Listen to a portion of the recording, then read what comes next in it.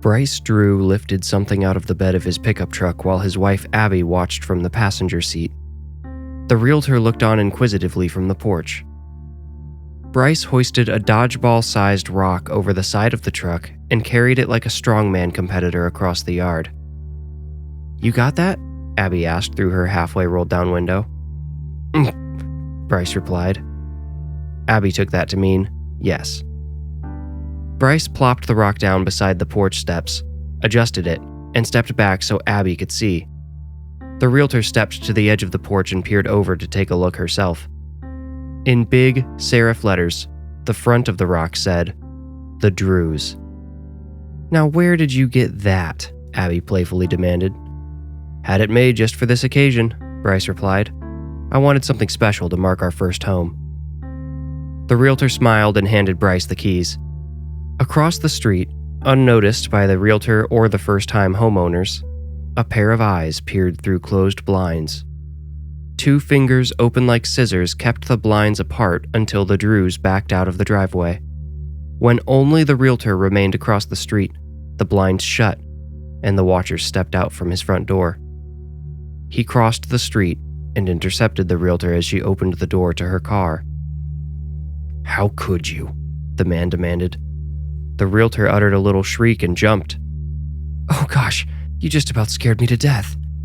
She expected an apology from the disheveled-looking man who had frightened her, but one look in his eyes told no apology was forthcoming. He looked to be in his mid-30s and had a 2-week-old beard, if it could be called that yet. His hair needed to be washed and his clothes changed, but they were nice clothes. He smelled like stale vodka. "You'll go to hell for this," he said. Then he pointed up at the house. The realtor huffed. "Excuse me? Selling this place to that sweet young couple? Let me guess, it's their first home? She wasn't looking too big yet, but I saw how she held her belly down low. She's got a baby on board and they're looking to settle into a nice little place of their own. And you sold them this place." "Yes, and got them a hell of a deal, I might add. Where exactly is the crime, sir?" The man just stared at her, laser beaming her with his cold eyes, filmed over with a drunken haze. She shook her head as she slid into her seat, then slammed her car door. She only checked briefly in the mirrors before rocketing backwards out of the driveway. The downtrodden man she left behind fingered a lighter in his jean pocket. He looked up at the brand new house, the only new house on a block full of homes half a century old, shook his head, and shuffled back across the street.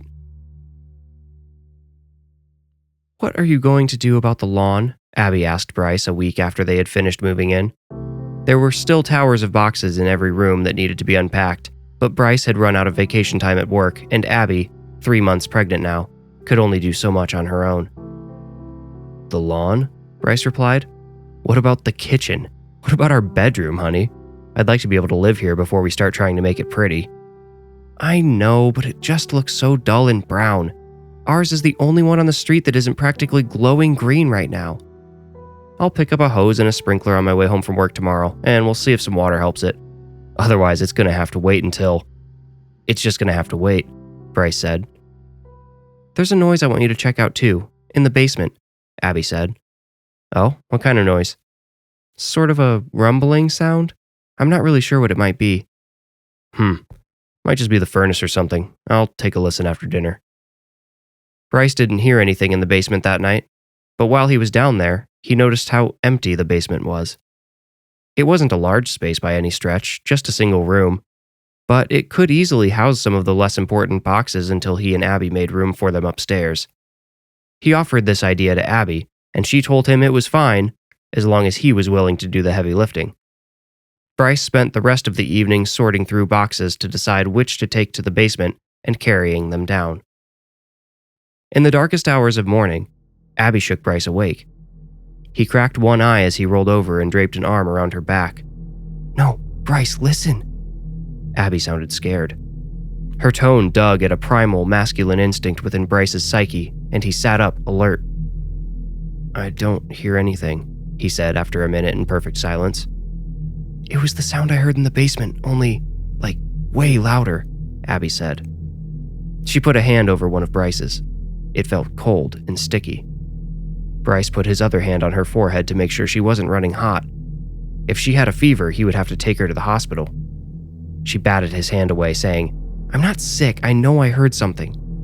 All right, Bryce replied, now raising both hands in surrender. "How about I go check it out?" Abby nodded. He had only reached the door when Abby exclaimed, "Wait, I don't want to be alone." Bryce turned away and squeezed his heavy eyes shut. He took a deep breath and reminded himself that his wife was carrying their child, and he could at least put up with some mild lapses in rationality to thank her. "Would you like to come with me then?" he asked.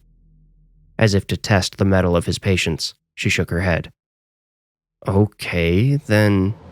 A rumbling boom shook them both. Bryce lost his balance and had to grab a hold of the doorframe to stay upright. Abby was rocked onto her back in the bed. The power flickered, and the digital alarm clock on the bedside table switched from a steady display of 3:33 a.m. to 12 a.m., flashing. The soft nightlight Abby kept on her side of the bed popped and went dark. The blinking red light from the alarm clock lit up the walls with an ominous pulse as everything turned to silence and stillness. Bryce's heart rate had gone from 50 to 120 in the 1 or 2 seconds it took for all of this to transpire. Abby already had tears running down her cheeks, pooling in the corners of her hyperventilating mouth. Bryce saw the baby bump lurching under the sheet and rushed to calm his wife down. Hey, it's over," he whispered in her ear as he clutched her head against his own. "What was it, Bryce? An earthquake?" "Maybe," Bryce lied. They were hundreds of miles from anywhere prone to earthquakes, but Abby didn't need to be told that now. He could be honest after the sun came up, but he needed her calm first, for the baby's sake. He said, "I'll get a new bulb for your light." Abby let him go, but Bryce could not find the box of tiny light bulbs in the chaotic, halfway unpacked house. Instead, he brought back a small flashlight. It would surely run out of batteries before too long, but the sun would rise in 3 hours. The flashlight helped Abby calm down, and she fell into a state that sort of resembled sleep. A state which only those who have experienced pregnancy truly know. The baby coerced Abby into getting up just before dawn. Bryce was laying on his stomach with his head turned toward the wall when she left the room.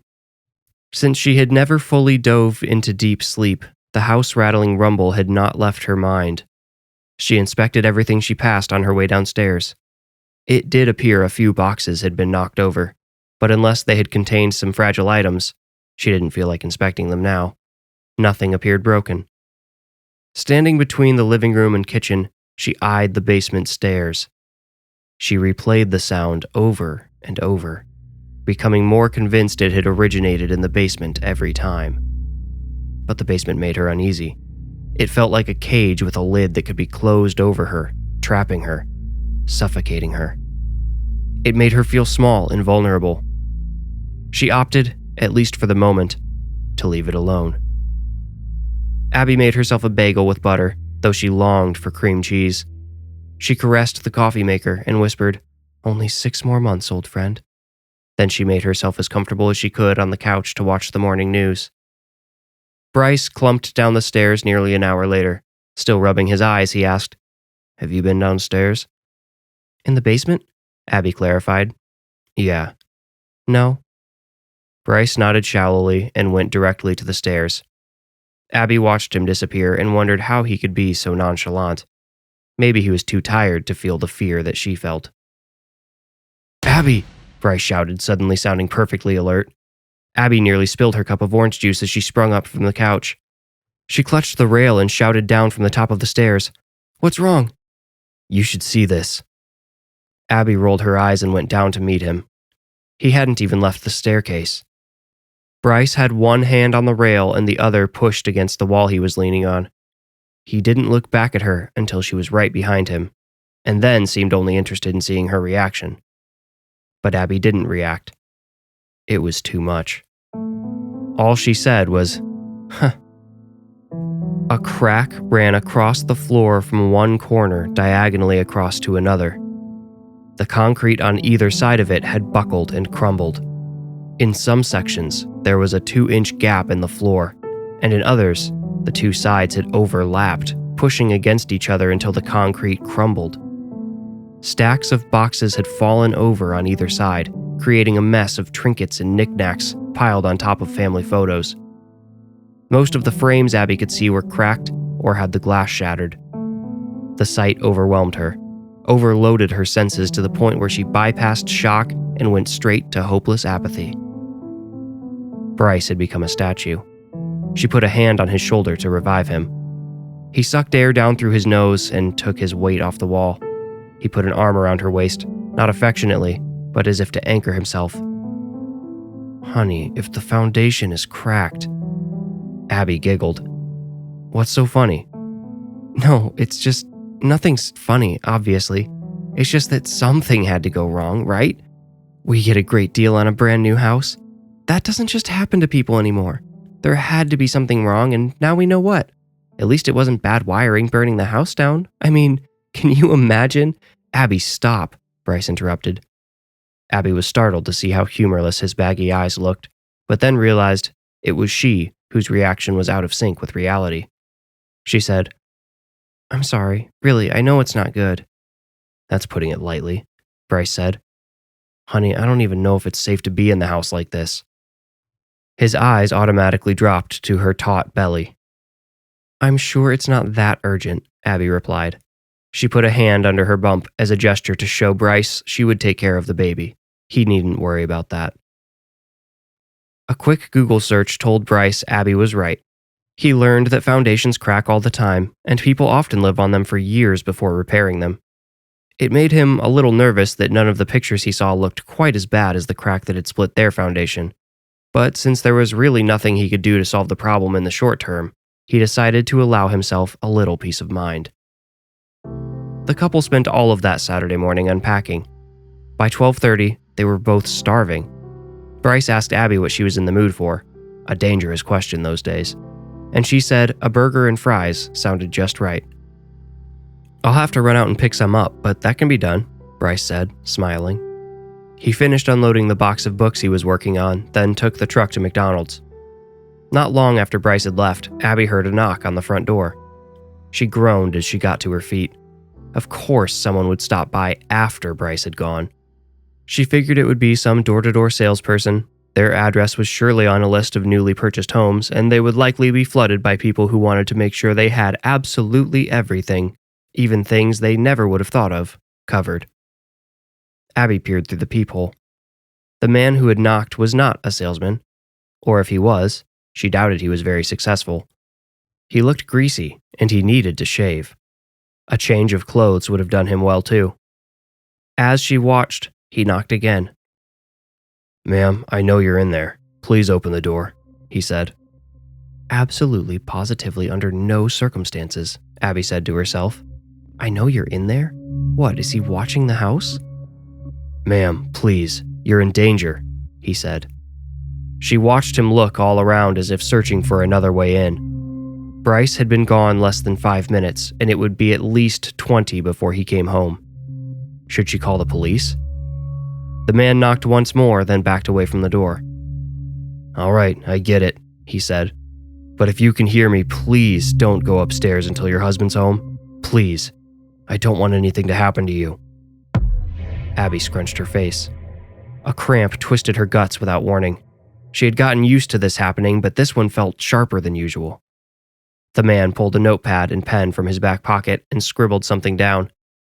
He knelt out of sight, and Abby heard the hiss of their welcome mat sliding on the other side of the door. Then the man stood and walked across the street. He went into the house directly across from theirs. "Great," Abby said aloud. "The creepy guy lives right across the street. Guess I'll have to have the blinds closed all the time." She was mildly curious what he had written on the note, but she didn't dare open the door to check until Bryce came back. And he did, almost exactly 20 minutes later. "Found this sticking out from the doormat," he said, holding up a folded piece of paper. As she dug through the salty-smelling paper bag Bryce had brought home, Abby told him about the visit from their neighbor. Bryce only appeared to be half listening at best. He was staring at the note the man had left. When she finished talking, he looked up at her. His face expressed mild concern. He passed the note to her, and she read it aloud. "You are both in danger. We need to talk about your house. Harrison Lynch.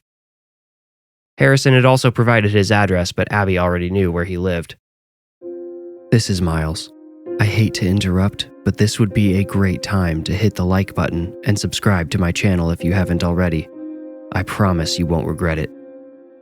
Now, for the rest of the story. This guy, Bryce scoffed. What's he doing? Coming over when you're alone and leaving a note like this? I don't know what he wants to talk about, but I have a couple topics I'd like to cover with him. Bryce went for the door. Bryce, no, Abby pled. Don't go starting problems in our new neighborhood. I don't want to live like that, please. She felt another sharp pain in her abdomen, but didn't allow her face to betray her discomfort. We already have a problem, Abs. You said yourself that guy creeped you out. Well, what if he's just confused, you know?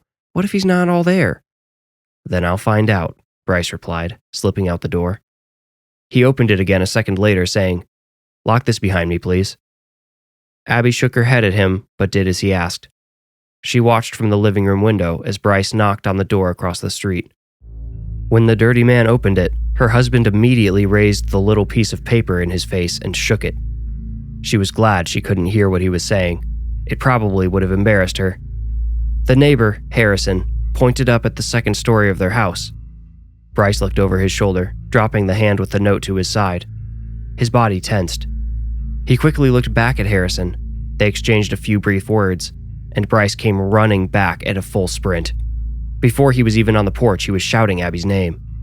She rushed to unlock the door, but Bryce beat her there. He started rattling the knob and pounding on the door. She let him in, but he rushed past her without explanation, running straight upstairs. Across the street, Harrison raised a hand in awkward greeting. She hesitantly waved back. A third cramp nearly bent her over. If these get much worse, I should probably go to the doctor, she thought. Bryce's footsteps pounded all over the upstairs. She heard him opening closets, sliding back the shower door, searching all over for something. He finally came down, sweating, a couple of minutes later.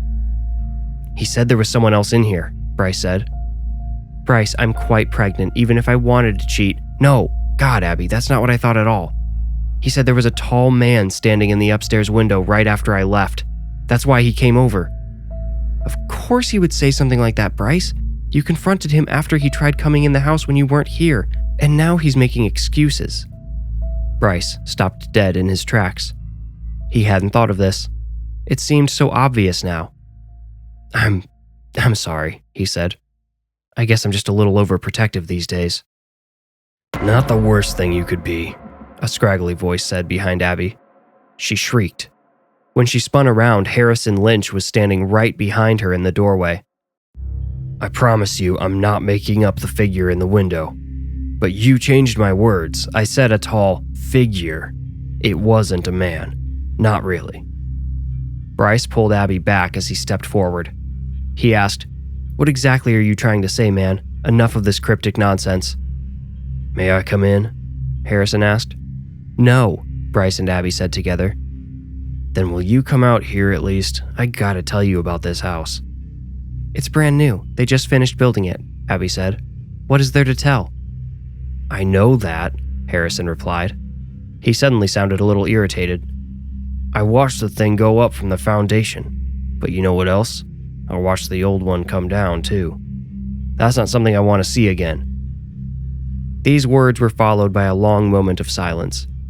Bryce wanted to tell the man to screw off, but he couldn't deny the genuine concern in his eyes. And there was, of course, a mysterious giant crack in their basement now. Maybe this guy Harrison was crazy, or drunk. His breath hinted at an afternoon buzz. But would it hurt to hear him out? What if he really did know something important? Bryce said, on the porch. He gave Abby a look that told her to decide for herself whether she would come out too. She followed him out the door and leaned back against the porch rail. Look, you said no more nonsense, so I'll cut to the chase. There's a dark force at work on this property. Yeah, okay, never mind, Bryce said. He looked at Abby and pointed at the door. He made to open it so they could go back inside, but Harrison blurted out, A whole family was killed in the house that used to stand here. Bryce paused. Did you know that? Harrison asked. No. Is it true? Bryce replied. You can find the story online, I'm sure. There were news vans from 3 channels out here when it happened. Bryce, how is this not disclosed to us? Abby asked. Harrison answered, Well, I'm guessing the law says your realtor has to tell you about deaths that occurred in the home, and, well, since that house is technically gone. No wonder we got such a good deal, Bryce said. Abby pinched the bridge of her nose and shook her head. So what, our house is haunted? Worse than that. Much worse, I'm sorry to say, said Harrison. If you'll allow me, I'll tell you the story of what happened here. I think it'll help you understand what's going on and what you need to do. Abby's uterus twisted into a knot and she nearly doubled over. She thought she might throw up over the porch rail for a moment, but the aching pain faded as quickly as it arrived. Bryce gave her a questioning look, and she gave him a thumbs up. Harrison seemed to accept the upturned thumb as his invitation to continue. It started about 3 years ago.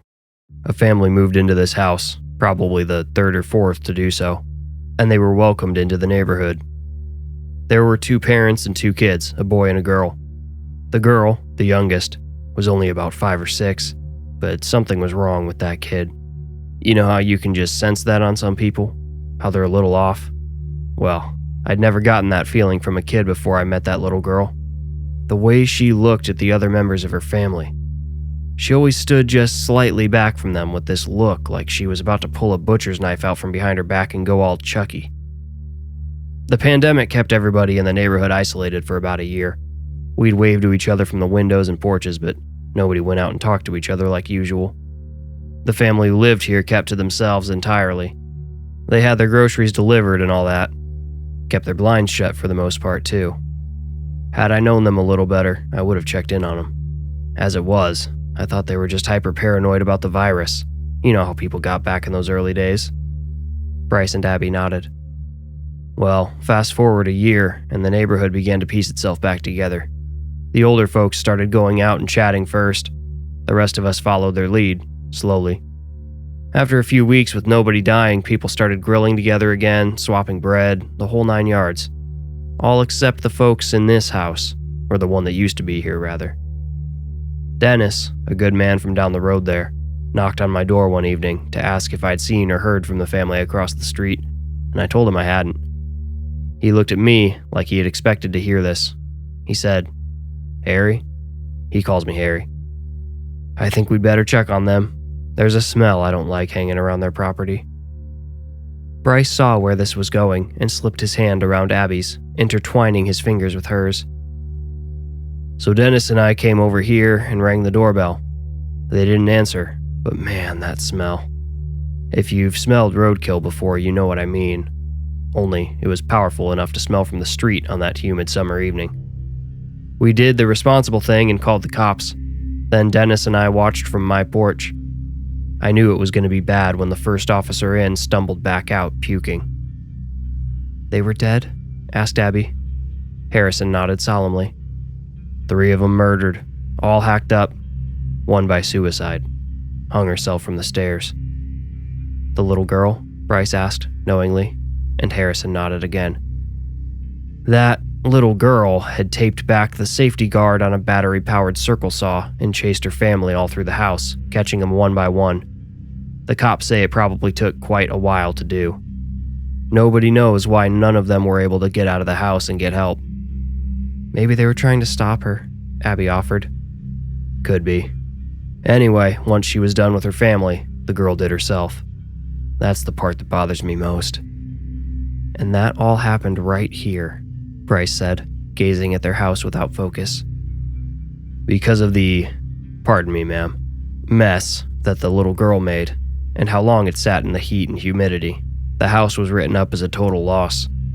They couldn't clean it up? Bryce asked. Well, even if they tried, and good luck finding someone to do that. Then there would have been the matter of selling the place. No, it was a giant biohazard and they decided it had to go. Burned the whole sucker down once the investigation was over. And on the ashes of that old house, yours was built. So again, are you saying this house is haunted? Abby asked. What does all of this have to do with the man in the window? Figure, Harrison replied. Bryce and Abby looked impatient. Harrison sighed. What I saw in your upstairs window was not a man. It wasn't human. But it was real, I promise you that much. If you want my advice, you need an exorcist." "What?"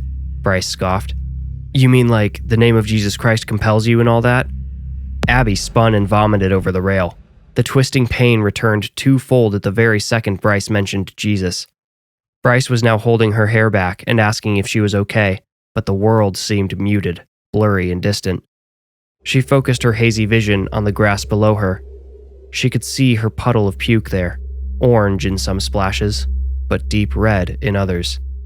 She spat and tasted blood. "Come on, let's get you inside," Bryce said, sounding artificially calm. He had noticed the color of her vomit, but didn't allow himself to react. He helped her move away from the rail, but she stumbled after only a couple of steps. Harrison swooped in and caught her other arm. He hoisted her back up, ignoring the way she flinched when he touched her. Bryce allowed him to help. His concern for Abby outweighed any mistrust of their neighbor. "Let's set her on the couch," Bryce grunted as they hauled Abby inside. "Does she need an ambulance?" Harrison asked. "Not yet. Sometimes she gets sick like this," Bryce answered. He put the reddish color out of his mind for now. He thought maybe it was ketchup from the burger he didn't know she hadn't eaten. Abby moaned and put one hand on her forehead and the other on her stomach. "What do you need, honey?" Bryce asked. Water." Bryce recoiled a little at her sour breath, but nodded. "Hey," said Harrison, following Bryce to the kitchen. "I brought a few things. Some holy water, a crucifix, a little New Testament, you know. Mind if I try blessing your house?" "Are you qualified for that sort of thing?" Bryce asked. He held a glass under the faucet and turned it on. "Well, no, I'm certainly no priest, but I've researched the rituals. Did you know a lot of exorcisms are done by unordained people? Anyway, it'd be better than nothing, right?" Bryce said, "Knock yourself out," and shut off the tap. All he cared about at that point was Abby. He brought her the water as Harrison separated to perform his rituals. Bryce heard the man go upstairs and rolled his eyes. He was mildly concerned about the figure the neighbor claimed to have seen upstairs, and he was upset about the undisclosed history of their property. But was a book and some special water really going to help if there was something truly evil lurking in their home? Bryce wasn't even sure he believed in such a thing. "Oh, thank you. I'm feeling better already," Abby said as Bryce handed her the glass. "That was so strange out there. I've been having a little discomfort today, but Bryce, it's been weeks since I've actually thrown up." "You want to go to the ER or anything? Not to freak you out, but it kind of looked like there was some blood in your—" "Yeah, I tasted it," Abby said. "But honestly, I feel fine now, and so does the baby. I think I just got worked up about—" A wild scream of pure terror bellowed above them. They both turned to look at the stairs just as Harrison's body flew down at them, not making contact with a single step. His back slammed into the stack of boxes in the corner, and he fell flat. Books poured out of one of the boxes he had flattened and pelted his head and back. His hand was covered in blood, and Bryce could see the remains of a shattered vial in it. Bryce rushed forward to help Harrison up, but before he got there, Harrison's body rotated on its own. The man looked up from the floor, met Bryce's eyes with the most terrified look he had ever seen, then was yanked away by an invisible force. Abby screamed feverishly as Bryce scrambled to catch Harrison's hands. He caught one, the fingers soaked in blood, and it slipped away from him. Harrison's cries faded as he was dragged down the basement stairs. Then he went silent. "Bryce, Bryce, Bryce." Abby was just repeating his name over and over as her husband stood, stupefied, 5 feet away from the basement. He was trying to convince himself he had only imagined what he had just witnessed. "Should I—" He trailed off, looking to pale, sweating Abby for help. No, you can't go after him," Abby said. "I was going to say call the police," Bryce said. He pulled out his phone but just stared at the screen. What would the police do? "Help me!" Harrison's voice suddenly echoed up the stairs. This forced Bryce to move without thought, jump into action automatically. He hit the light switch, but the bulb at the base of the stairs flickered, then flashed out. He would have grabbed the flashlight, but it was upstairs in the bedroom, having served as a nightlight the night before. There was a crumbling sound below that vibrated the whole house. Bryce was reminded of the previous night and remembered the cracked foundation. the separation between their brand new home and the tainted land it was built on. Had the crack been caused by the dark force's reemergence? These thoughts were passing through Bryce's head as he descended into darkness. His phone was still in his hand, but he didn't think to use it as a flashlight until he stepped onto the concrete floor. When he remembered it, its brilliant white light flooded the small basement. He didn't see Harrison, only a little girl huddled in the corner where the crack started. "Hello?" Bryce called out, dazed. The girl didn't react. He yelled, "Harrison?" But neither the neighbor nor the mystery child responded. Bryce wanted to go straight back up the stairs. He wanted to be with his wife. He wanted to get her the hell out of this house and burn it down behind them. But the little girl finally spoke. "Please, mister," she said in a sobbing whisper. "He won't leave me. He's been keeping me here." Carefully, Bryce asked, "Who? Harrison?" The little girl shook her head. She still wouldn't look at Bryce. He stepped a little closer. "Is it the thing upstairs? The tall figure?" Bryce took another step forward. A hand caught the back of his ankle and he yanked his leg away. Bloody fingers had emerged from the crack in the foundation and were now feeling around aimlessly. A choked voice came from below. "It's a trick." "Harrison?" Bryce asked. How could the man have fit down in that crack? At its widest point, it was maybe 3 inches at most. But no. Now that Bryce stopped to observe it again, he saw the crack had grown. Still not nearly wide enough for a grown man to fit into, but more than enough for a hand to reach up and grab him.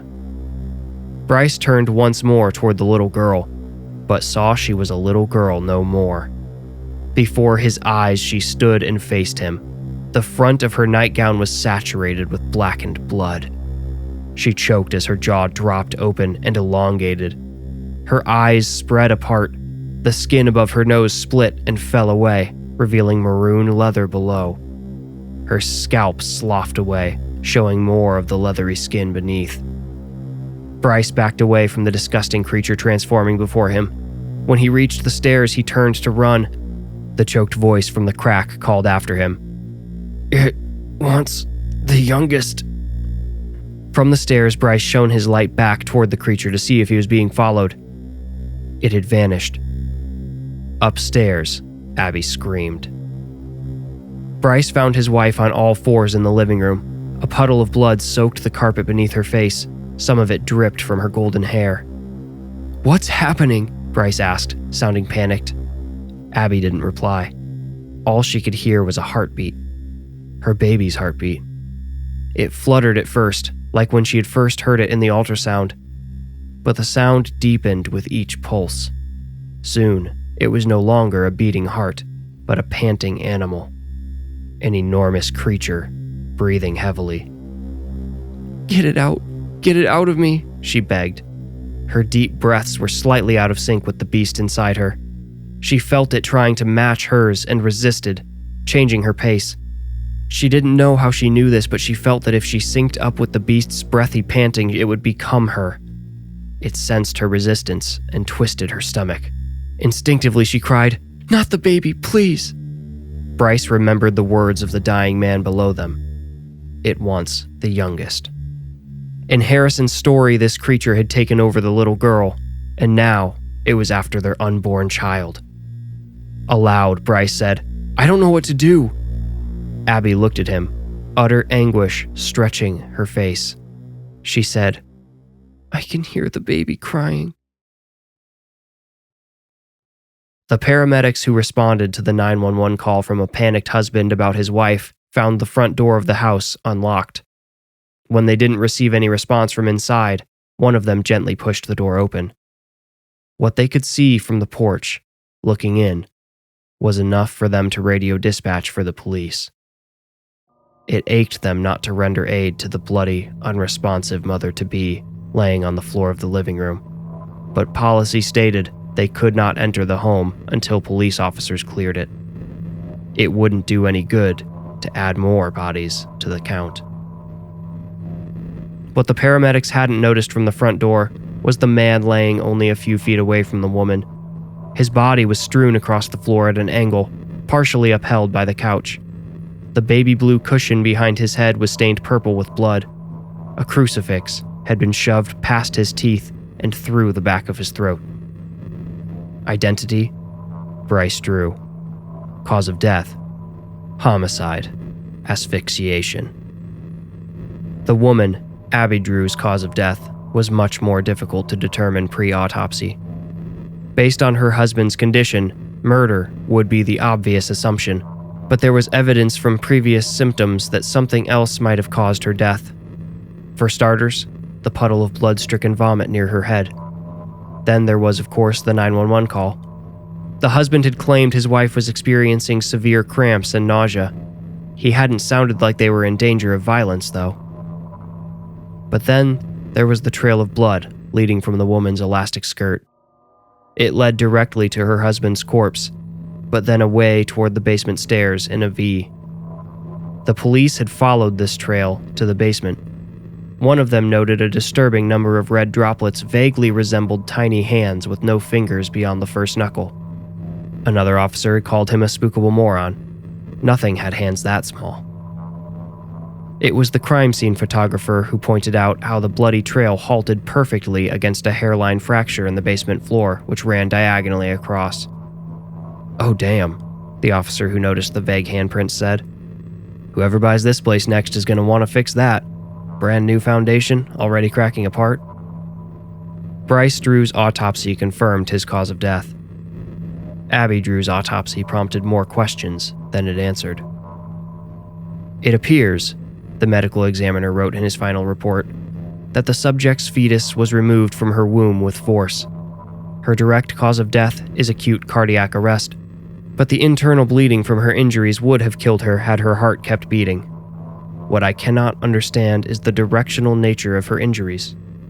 All of the damage consistently points outward, the fetus leaving the womb and exiting the body.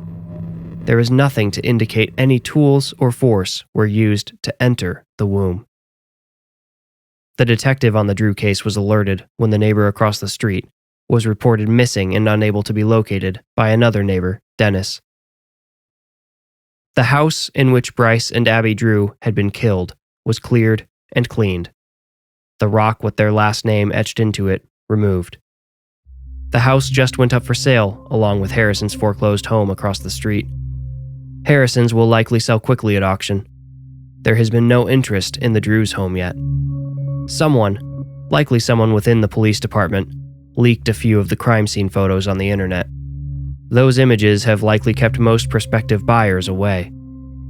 I hope anyone in the future who might be interested should be so lucky as to find those horrible images. Better to be exposed to the pictures than the real thing.